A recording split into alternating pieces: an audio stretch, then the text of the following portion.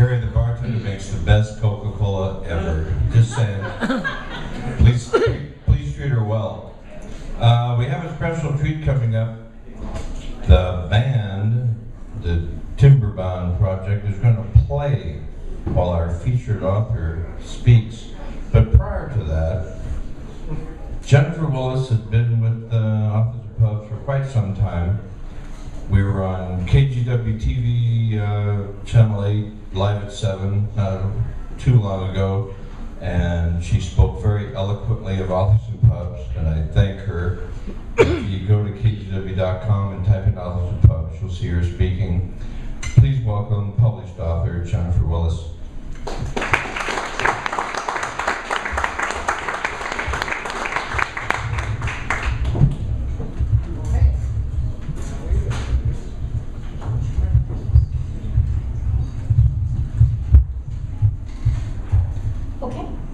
Thank you, Don. Some of you may know that today was Yom HaShoah, which is Holocaust Remembrance Day. The Shoah is another word for the Holocaust. And in honor of this memorial, I wanted to read an essay tonight that I wrote for Aish.com, which is a publication based in New York and in Jerusalem. And it was published about 4 years ago, so some of the facts and figures will seem kind of dated in here. I should also let you know that a mikveh is kind of like a baptism, but it's Jewish. And that at the time that I wrote this, I was converting to Judaism. This is called Shades of the Shoah. A genealogy magazine hired me to write a story about Evelyn Handel, a Belgian woman who had been one of the hidden children of World War II. To escape deportation to the concentration camps, thousands of these Jewish children were hidden with Christian families in Europe, forced to forget their religion and even their names just to survive. Many never saw any blood relatives again. I planned to talk with Evelyn for approximately 40 minutes about her search for surviving family members. But that one interview stretched into a 2-hour-long conversation that shook me, a journalist and soon-to-be Jewish convert, to my core. In light of her life experience, Evelyn's spirit and optimism are even more striking. As she opened up and shared the most personal details of her story, her voice was at times strong and full of laughter. Other times it was small and quiet. All the while, I kept typing. Otherwise, I would have lost it. I thanked God for my computer keyboard when she described her Aunt Sasha's return from Auschwitz, how stark and frail her appearance had been, how shaken Sasha was by the loss of her own daughter in the camps, that she left Evelyn with her adopted non-Jewish family while she herself fled to Australia to build a new life. I kept my fingers busy as Evelyn described her visit to Auschwitz as an adult with a Star of David memorial wreath, because this camp was the only cemetery she had to visit in memory of her parents. How she wandered the site, trying to find an appropriate resting place for the wreath, until she at last floated it on the surface of a small pond near one of the crematoria, knowing that ashes of the slain had sometimes been dumped into these waters. I put off transcribing that conversation for several weeks. I am the same age Evelyn was when she reached a breaking point, realizing she couldn't move forward while continuing to deny her past. She was my age when she started therapy and started to reclaim her identity as a Jew. Coincidentally, I'm in the process of converting to Judaism myself. My grandmother's grandmother was Jewish, though she married a Huguenot, and we've been WASPs ever since. Generations earlier, my grandmother's family, Baruch Judah and his brothers, came out of Poland in the early 1700s.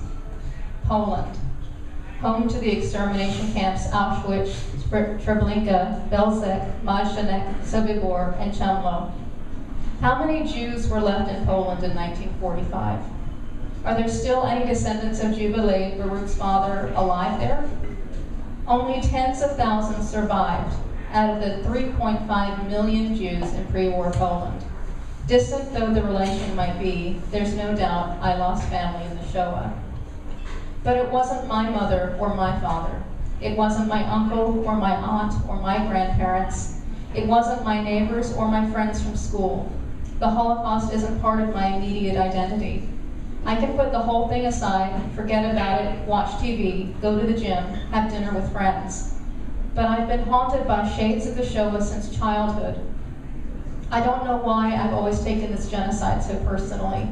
Is it my inherent Jewishness or just my humanity? I kept working on the article. I wanted to do justice to this amazing woman and her story, but I also wanted to get through it and just move on to something else. Several times each day, I had to put my notes aside, rest my head in my hands, and cry. It's one thing to read Anne Frank's diary when you're a kid, and to come across horrific photos in coffee table books about the final solution. Even the moving images of Holocaust documentaries and movies like Schindler's List and The Pianist offer a safe boundary of detachment.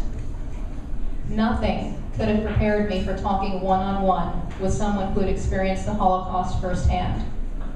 True, Evelyn had escaped the ghettos and the camps. Just a small child at the beginning of the war, she was moved from house to house to keep her safe, while her family members were arrested and deported to Auschwitz. She didn't see those atrocities with her little girl eyes, but she has lived the aftermath every day since. I thought I had problems. Try growing up as a Jewish orphan in post-World War II Europe. But Evelyn has been successful in her quest. After years of searching, she has found cousins. She has family again. And she's using her newly acquired genealogical research skills to help other hidden children find their lost families as well. At the end of our conversation, Evelyn tried to comfort me, a stranger thousands of miles away. She'd heard in my voice the anguish I tried to hide. You should not feel bad because you don't know at all what it is, she explained in accented English. You have roots. I did not know at all what it was to have a family. You never know what it is, what you have never experienced. Maybe it will help you in your thinking. It is now 70 years since the Nazi attempt to exterminate the Jews in Europe. Each year there are fewer Holocaust survivors left to tell their stories. The admonition to never forget has never been more important. I have been second-guessing my decision to convert to Judaism, and interviewing Evelyn has given me some much-needed perspective. As a Jew in the making, I am heartened and intimidated by my obligation to those who are lost. Out of 6.7 billion people on the planet, there are today about 13 million Jews, many fewer than the estimated 18 million before World War II. Every Jew really does count. So as I meet with my rabbi and push forward with my conversion, I will step for the first time into the mikveh waters, not only for myself, but for my ancestors and for Evelyn. Thank you very much.